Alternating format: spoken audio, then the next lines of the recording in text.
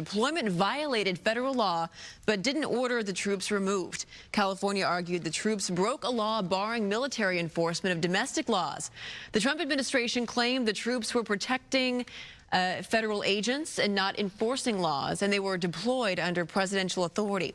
Neither the Trump administration nor Governor Newsom have commented yet on the ruling. That's right. A federal court has found that Donald Trump violated the Posse Comitatus Act, a 150-year-old law designed specifically to stop presidents from using the military for domestic law enforcement. Fox News reports that Judge Charles Breyer, a Clinton appointee, didn't just block Trump. He issued a scorching warning that the administration's threats to send troops into blue cities amounts to creating a national police force with the president as its chief. This isn't hyperbole from us. This is a federal judge telling you that Trump is acting like a dictator. Governor Gavin Newsom celebrated the victory, tweeting that Trump loses again, and that the courts agree his militarization of our streets is illegal. But does a humiliating legal defeat stop a wannabe strongman? Of course not. Even as the ink was drying on that ruling, Trump was doubling down, making the same unhinged threats against another American city, Chicago.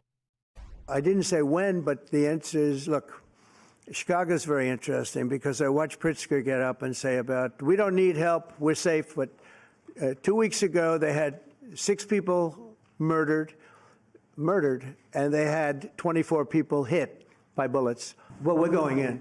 I didn't say when, we're going in. We're going in. The pathetic, tough guy bluster of a man who thinks he can just occupy any city that doesn't vote for him. But Illinois Governor J.B. Pritzker was having absolutely none of it, and he proceeded to publicly eviscerate Trump in a truly epic takedown. I want to address the president's unhinged remarks a few minutes ago, begging me to call him.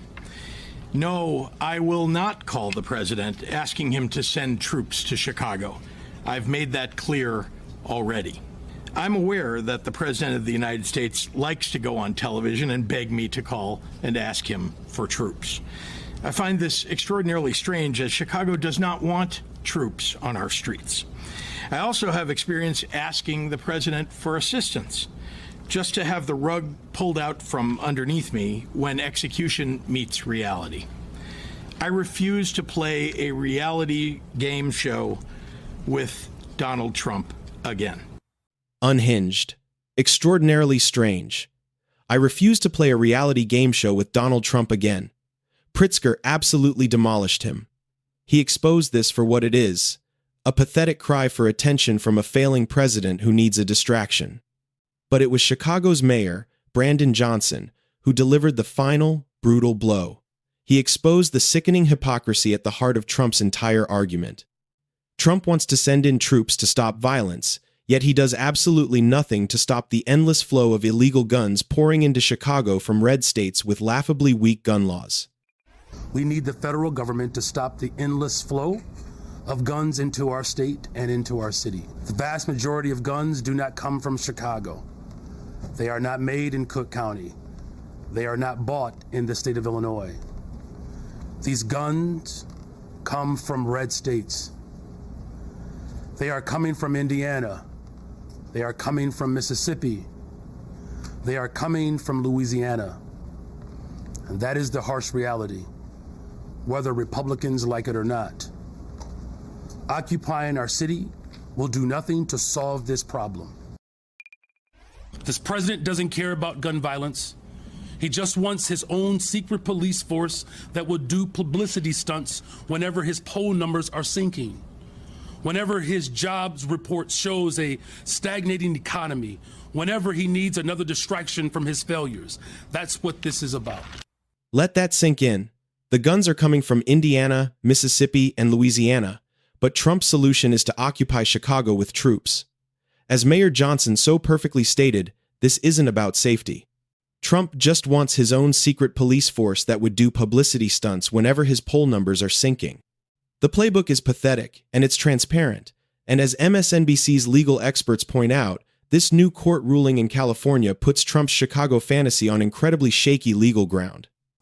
Meanwhile, in California, a federal judge ruled President Trump violated federal law when he deployed the National Guard to Los Angeles early this year. In June, the Trump administration sent 4,000 National Guard troops and 700 Marines to the city after thousands of people took to the streets in protest of the president's immigration policies.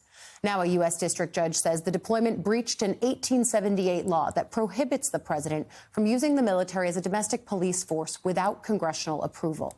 California officials had argued the use of the National Guard created fear and disrupted civilian life.